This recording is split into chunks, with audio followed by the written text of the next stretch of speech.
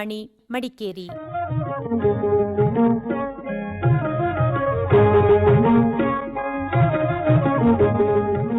ಚಿಣ್ಣರ ಲೋಕ ಮಕ್ಕಳಿಗಾಗಿ ಕಾರ್ಯಕ್ರಮ.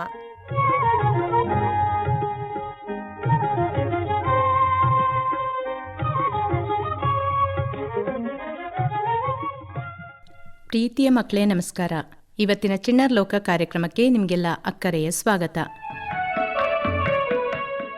ಇಂದಿನ ಈ ಕಾರ್ಯಕ್ರಮದಲ್ಲಿ ಶನಿವಾರ ಸಂತೆಯ ಸುಪ್ರಜಾ ಗುರುಕುಲ ಶಾಲೆಯ ಮಕ್ಕಳು ನಡೆಸಿಕೊಟ್ಟ ಕೋಳೂರು ಕೊಡಗೂಸು ನಾಟಕವನ್ನು ಆಲಿಸುತ್ತೀರಿ. ಪುಟಾಣಿಗಳೇ, ಮನುಷ್ಯನ ಪ್ರಯತ್ನಕ್ಕೂ ಮೀರಿ ಒಂದು ಶಕ್ತಿ ಇದೆ. ಆ ಶಕ್ತಿಯನ್ನೇ ದೇವರು ಅಂತ ಕರಿಬಹುದಾ? ದೇವರು ಅಥವಾ ಭಗವಂತನಿಗೆ ಮಕ್ಕಳು ಅಂದರೆ ತುಂಬ ಪ್ರೀತಿಯಂತೆ.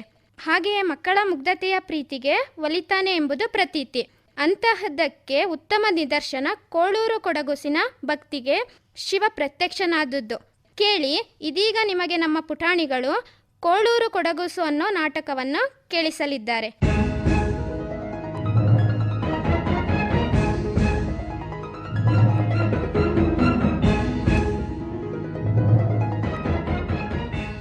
ಪಾತ್ರವರ್ಗದಲ್ಲಿ ಕೊಡಗೋಸು ಚೈತನ್ಯ ಬಿಟಿ, ಶಿವನಾಗಿ ಸುಹಾಸ್, ಪಾರ್ವತಿಯ ಪಾತ್ರದಲ್ಲಿ ತನಿಷ್ಕಾ ಎನ್ ಕುಚ್ಚಳ್ಳಿ.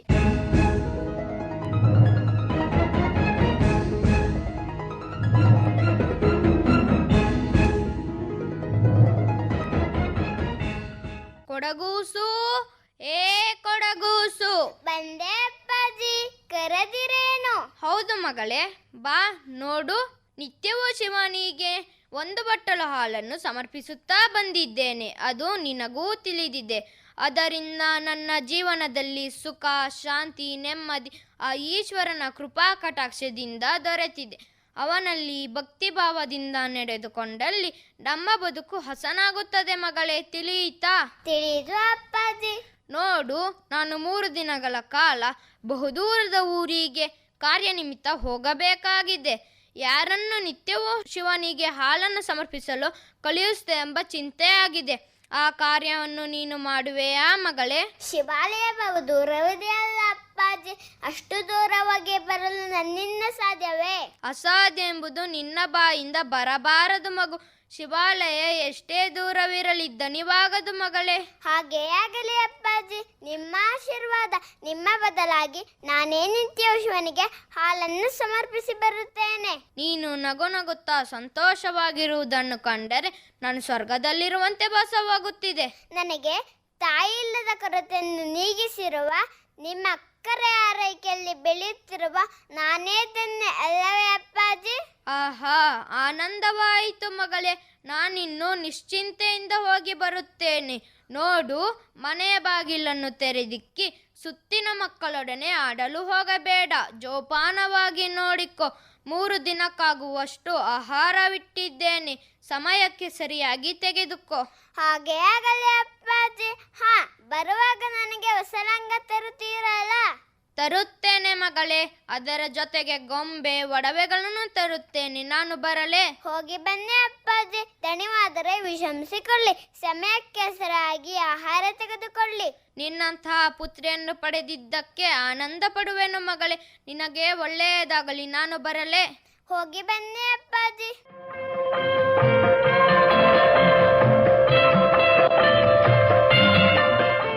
ಆಹಾ, ಸ್ನಾನ ಮಾಡಿ ಶುಭ್ರಳಾಗಿದ್ದೇನೆ. ಹಾಲು ಮಾರುವ ರಾಮಯ್ಯನಿಂದ ನೊರೆ ಹಾಲನ್ನು ತಂದಿದ್ದೇನೆ. ಅಪ್ಪನ ಹೇಳಿದಾಗೆ ಹಾಲನ್ನು ಕಾಯಿಸಿದ್ದೇನೆ. ಓ ಅಪ್ಪಾಜಿ ಸ್ನಾನ ಮಾಡಿದ ನಂತರ ಶಿವ ಶಿವ ಶಿವ ಶಿವ ಎನ್ನುತ್ತಿದ್ದರು. ನಾನು ಹೇಳಬೇಕಲ್ಲವೇ?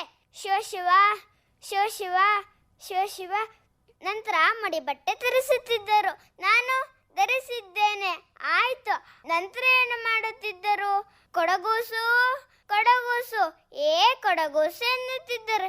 ಈಗ ನಾನು ಯಾರನ್ನು ಕರೆಯಲಿ? ಅಪ್ಪ ಇಲ್ಲವಲ್ಲ, ಕರೆಯೋದು ಬೇಡ. ಅಪ್ಪ ಇನ್ನೇನ್ ಮಾಡ್ತಿದ್ರು? ಅಮ್ಮನನ್ನು ನೆನೆದು ಕಮ್ಮನಿಗೆ ಅರಿಯುತ್ತಿದ್ದರು. ಈಗ ನಾನು ಅದನ್ನೇ ಮಾಡಬೇಕು. ಏ ಪಾರು, ನನ್ನನ್ನು ಈ ನರಕದಲ್ಲೇ ಬಿಟ್ಟು ನೀನು ಸುಖವಾಗಿ ಸ್ವರ್ಗದಲ್ಲೇ ಇದ್ದೀಯಾ? ನನ್ನನ್ನು ಯಾವಾಗ ಕರೆದುಕೊಳ್ಳುತ್ತೀಯ? ಎಂದು ಒಲ್ಲಿಂದ ಕಣ್ಣು ಒರೆಸಿಕೊಳ್ಳುತ್ತಿದ್ದರು. ಈಗ ನಾನು ಅದನ್ನೇ ಮಾಡಬೇಕು. ನಂತರ ಶಿವ ಲೆಕ್ಕ ತೆರಳುತ್ತಿದ್ದರು. ಈಗ ನಾನು ಅದನ್ನೇ ಮಾಡಬೇಕು. ಓ, ಏನೋ ಮರೆತನಲ್ಲ. ನೆನಪಾಯಿತು. ಮನೆಯ ಬಾಗಿಲನ್ನು ತೆರೆದಿಕ್ಕಿ ಹೋಗಬೇಡ ಎಂದು ಅಪ್ಪಾಜಿ ಹೇಳಿದ್ದಾರೆ. ಅದರಂತೆ ಬಾಗಿಲನ್ನು ಭದ್ರಪಡಿಸಿ ಹೋಗುತ್ತೇನೆ. ಓಂ ನಮಃ ಶಿವಾಯ, ಓಂ ನಮಃ ಶಿವಾಯ, ಓಂ ನಮಃ ಶಿವಾಯ. ನನಗೆ ಹಸಿವಾಗಿರಬೇಕು, ಈ ಹಾಲನ್ನು ಕುಡಿ. ಏಕೆ ಶಿವನೇ ಹಾಲನ್ನು ಕುಡಿಯಲಿಲ್ಲ? ಓಹೋ, ಗಂಟೆಯನ್ನು ಬಾರಿಸಬೇಕೇ? ಬಾರಿಸುತ್ತೇನೆ.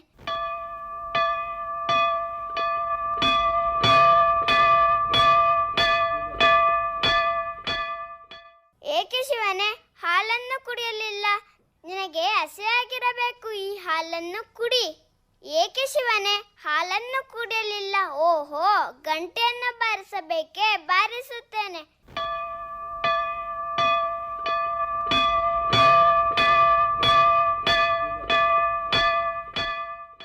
ಏಕೆ ಶಿವನೇ ಇನ್ನಷ್ಟು ಬಾರಿ ಬಾರಿಸಬೇಕು? ಮತ್ತೊಮ್ಮೆ ಬಾರಿಸಬೇಕೇ? ಬಾರಿಸುತ್ತೇನೆ.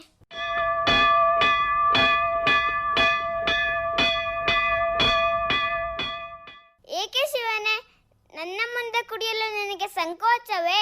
ಹಾಗಾದರೆ ನಾನು ಮರೆಯಾಗುತ್ತೇನೆ. 3 ಗಳಿಗೆ ಕಳೆದಿದೆ. ಶಿವ ಹಾಲನ್ನು ಕುಡಿದಿರಬೇಕು. ಹತ್ತಿರ ಹೋಗಿ ನೋಡುತ್ತೇನೆ. ಏಕೆ ಶಿವನೇ ಹಾಲನ್ನು ಕುಡಿಯಲಿಲ್ಲ? ನನ್ನಿಂದೇನಾರ ಅಪಚಾರವಾಯಿತೆ? ಅಥವಾ ಪಾತ್ರೆ ಶುಭ್ರವಾಗಿ ತೊಳೆದಿಲ್ಲವೇ? ಅಥವಾ ಹಾಲು ಅತಿಯಾಗಿ ಕಾಯ್ದು ಹಾಲಿನ ಗುಣವನ್ನು ಕಳೆದುಕೊಂಡಿದೆಯೇ?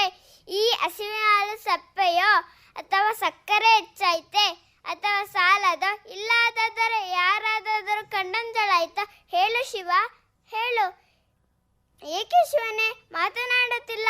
ಕಟ್ಟಿದ ಕೆನೆ ಹಾಗೇ ಇದೆ. ನಾನು ತಂದದ್ದು ತಡವಾಯಿತೆಂದು ನನ್ನ ಮೇಲೆ ಮುನಿಸೋ. ಹಾಲು ತುಂಬ ಆರಿ ಹೋದರೆ ರುಚಿ ಹೋಗುತ್ತದೆ. ಬೇಗ ಕುಡಿ ಶಿವನೇ, ಕುಡಿ. ನೀನು ಹಾಲು ಕುಡಿದರೆ ನನಗೆ ಬೇಕಾದನ್ನೆಲ್ಲ ತಂದು ಕೊಡುತ್ತೇನೆ. ಸಕ್ಕರೆ ಬೇಕೇ? ಜೇನುತುಪ್ಪ ಬೇಕೇ? ಬೆಣ್ಣೆ ಕಾಯಿಸಿದ ತುಪ್ಪ ಬೇಕೇ? ಬಾಳೆಹಣ್ಣು ಬೇಕೇ? ನಿನಗೆ ಇಷ್ಟವಾದದ್ದು ಕೇಳು, ತಂದು ಕೊಡುತ್ತೇನೆ.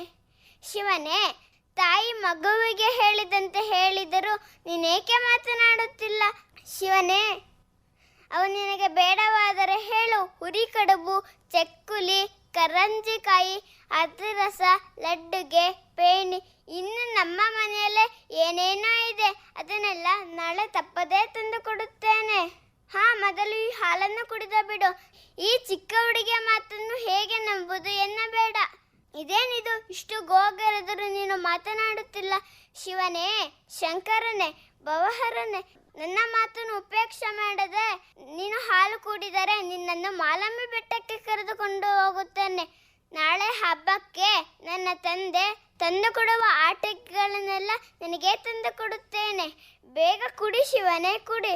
ಇದೇನಿದು, ಇಷ್ಟು ದೈನ್ಯದಿಂದ ಮತ್ತೆ ಮತ್ತೆ ಬೇಡಿಕೊಂಡರೂ ನೀನು ಮಾತನಾಡುತ್ತಿಲ್ಲ? ಇಗೋ ನಿನಗೆ ಪ್ರಣಾಮಗಳು.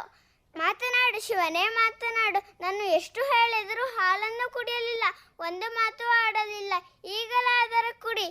ಈಗ ನೀನು ಕುಡಿಯದೆ ಹೋದರೆ ಈ ಕಲ್ಲಿನ ಕಂಬಕ್ಕೆ ನನ್ನ ತಲೆಯನ್ನು ಒಡೆದುಕೊಂಡು ನನ್ನ ಪ್ರಾಣವನ್ನು ಅರ್ಪಿಸುತ್ತೇನೆ.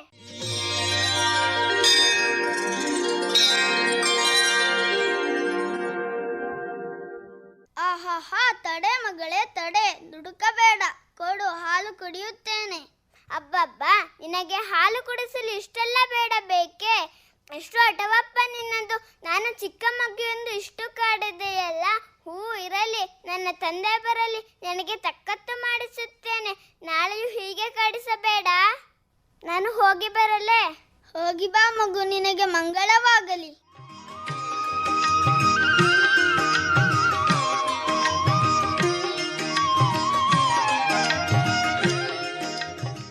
ಪರಮಾತ್ಮ, ಆ ಮುಗ್ಧ ಮಗುವಿನ ಮಾತಿಗೆ ಮರುಳಾದೆ ಏನು?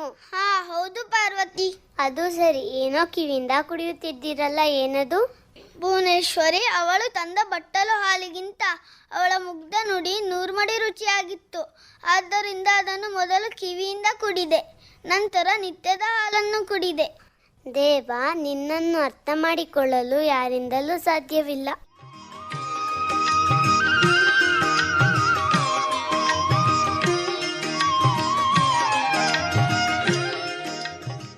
ಓ ಈಶ್ವರ, ನಾನು ಕೋಳೂರು ಕೊಡಗೂಸು ಹಾಲು ತಂದಿದ್ದೇನೆ. ಕೆನೆ ಹಾಗೆ ಇದೆ, ಕುಡಿ ಬಾ. ಆಹಾಹಾ, ಸಮಯ ಪರಿಪಾಲನೆಯಲ್ಲಿ ನೀನು ನಿನ್ನ ಅಪ್ಪನನ್ನೇ ಮೀರಿಸಿದೆ. ಕೊಡು ಕಂದ, ಕೊಡು. ಅದೆಷ್ಟು ಪ್ರೇಮ ನನ್ನ ಮೇಲೆ ನಿನಗೆ. ನನ್ನಪ್ಪ ನಿನ್ನ ಮೇಲೆ ಅಷ್ಟು ಭಕ್ತಿ ಇಟ್ಟಿರಬೇಕಾದರೆ ನಾನು ಇಡಬೇಕಲ್ಲವೇ? ನಾನು ಹೋಗಿ ಬರಲೇ? ಹೋಗಿ ಬಾ ಮಗು.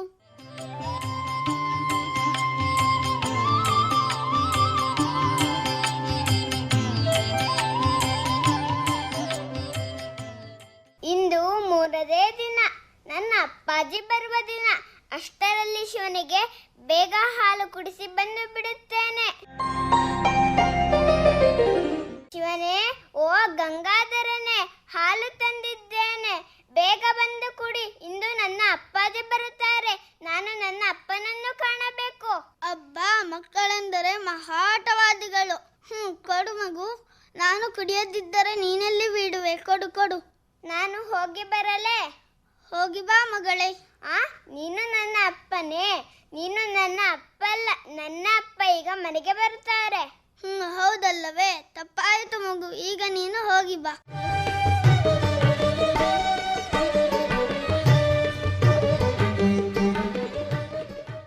ಅಬ್ಬಾ, ಶಿವ ಬೇಗನೆ ಹಾಲು ಕುಡಿದ.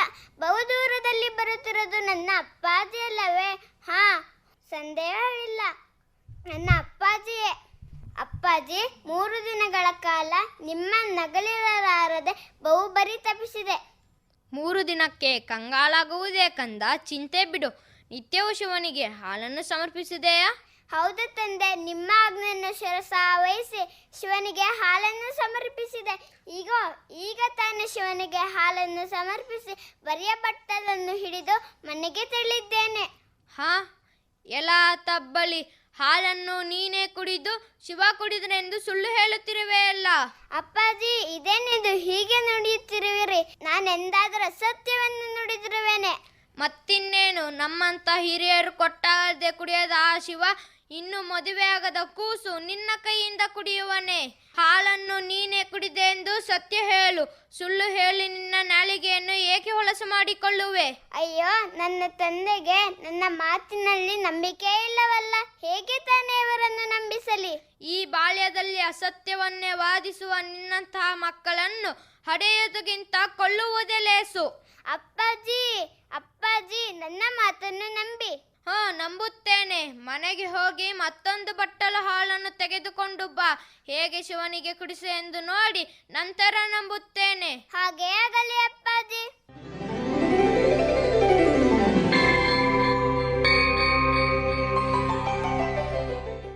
ಶಿವ ಹಾಲು ಕುಡಿದೇನೆ ಎಂದೇ ಅಲ್ಲ, ಈಗ ಕುಡಿಸು. ಹಾಗೇ ಆಗಲಿ ಅಪ್ಪಾಜಿ. ಶಿವನೇ, ಗಂಗಾಧರನೇ, ನೀನು ಹಾಲು ಕುಡಿದೇ ಇಲ್ಲವೆಂದು ನಾನು ಕುಡಿದನೆಂದು ನನ್ನ ಮೇಲೆ ಆಪಾದಿಸಿದ್ದಾರೆ. ಬಾ, ಮತ್ತೊಂದು ಬಟ್ಟಲು ಹಾಲನ್ನು ಕುಡಿ.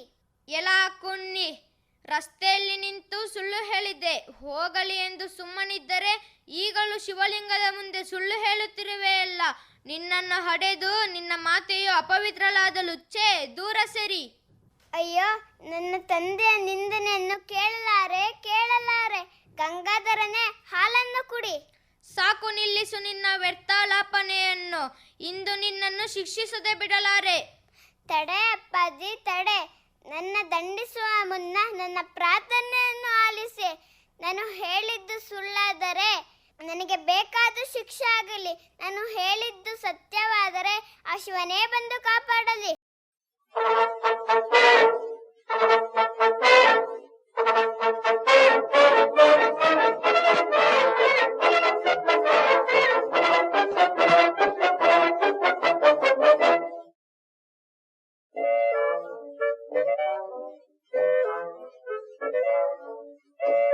ಆಹಾ, ಗಂಗಾಧರ, ಜಟಾಧರ, ನೀಲಕಂಠ, ನನ್ನ ತಪ್ಪನ್ನು ಮನ್ನಿಸು. ನನ್ನ ಮಗಳ ಮಹಿಮೆಯನ್ನು ನಾನೇ ತಿಳಿಯಲಾರೆದಾದೇನೋ. ಇಂದಿಗೆ ನನ್ನ ಜನ್ಮ ಸಾರ್ಥಕವಾಯಿತು. ಶಿವನೇ, ನಾನು ಧನ್ಯನಾದೆ. ಇಗೋ ನಿನಗೆ ನನ್ನ ಸಾಷ್ಟಾಂಗ ಪ್ರಣಾಮಗಳು. ಶಿವದೇವ, ನೀನು ನನ್ನ ಮೇಲೆ ಇಟ್ಟಿರುವ ನಿರಂತರ ಭಕ್ತಿಗೂ ನಿನ್ನ ಮಗಳ ಮುಗ್ಧ ಪ್ರೇಮಕ್ಕೂ ಮೆಚ್ಚಿ ನನಗೆ ದರ್ಶನವಿತ್ತೆ. ಭೂಲೋಕದಲ್ಲಿ ನೀವಿಬ್ಬರು ಸುಖವಾಗಿ ಬಾಳಿರಿ. ನಿಮಗೆ ಮಂಗಳವಾಗಲಿ.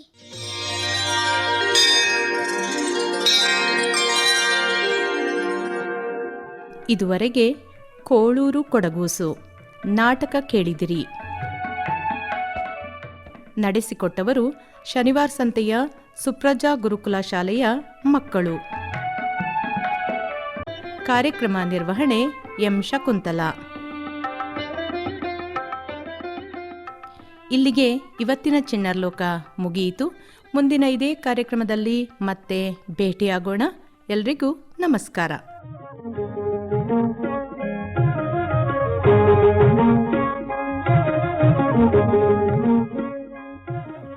ಮಕ್ಕಳಿಗಾಗಿ ಕಾರ್ಯಕ್ರಮ ಚಿಣ್ಣರ ಲೋಕ ಪ್ರಸಾರವಾಯಿತು.